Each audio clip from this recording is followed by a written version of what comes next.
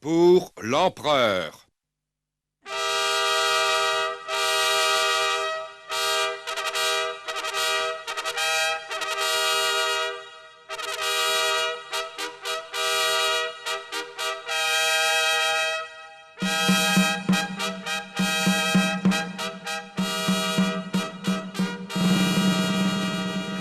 Bonjour et bienvenue sur la chaîne YouTube du 17e Léger. Je suis Alexandre Clerc, président de l'association de reconstitution historique Sergent Gournot 17e Léger. Notre association, qui sommes-nous? Eh bien, je vais vous le présenter dès maintenant.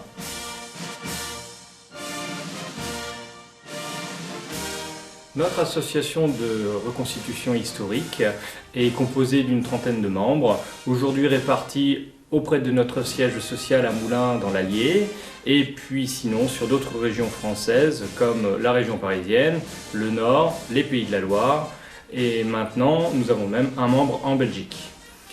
Nous participons à des événements de reconstitution historique sur toute la France et les champs de bataille en Europe. Nous suivons bien sûr l'épopée impériale principalement. C'est pour ça que certains de nos membres sont allés jusqu'à Austerlitz récemment. Nous participons aussi à des événements de commémoration. Nous effectuons environ une quinzaine de sorties par an. Nous vous invitons d'ailleurs à regarder dès maintenant les vidéos qui sont présentes sur notre chaîne YouTube et aussi les vidéos présentes sur une chaîne YouTube d'un de nos membres, Darwin Reconstitution, où vous retrouverez chacune de nos sorties filmées au milieu de la bataille.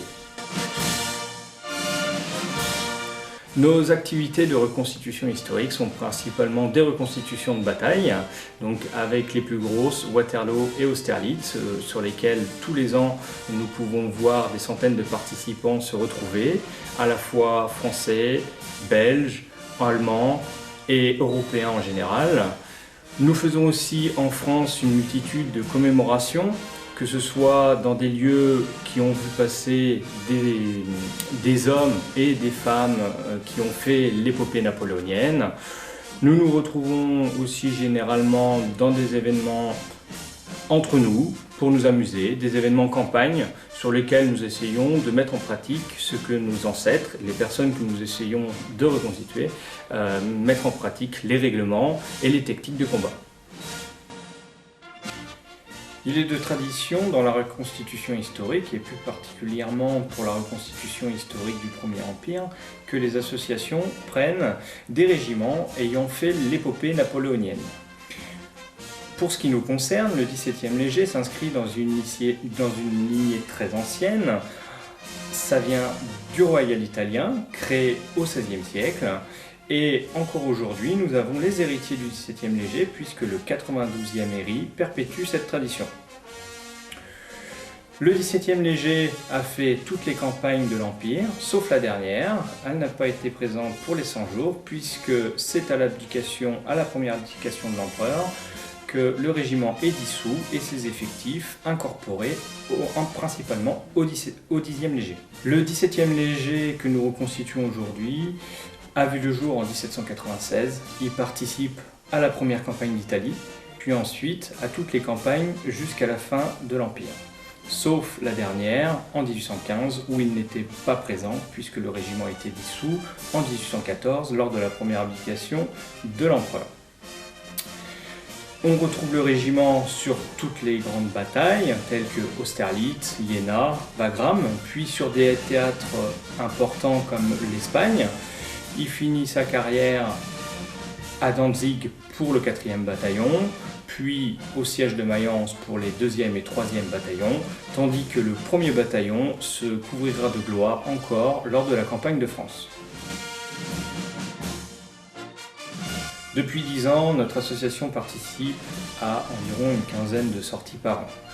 Nous nous retrouvons sur les grands événements batailles, tels que Waterloo, mais aussi Austerlitz, et des événements un peu plus petits, en petit comité, sous forme de format histoire vivante, plus puriste, comme la Boissière École.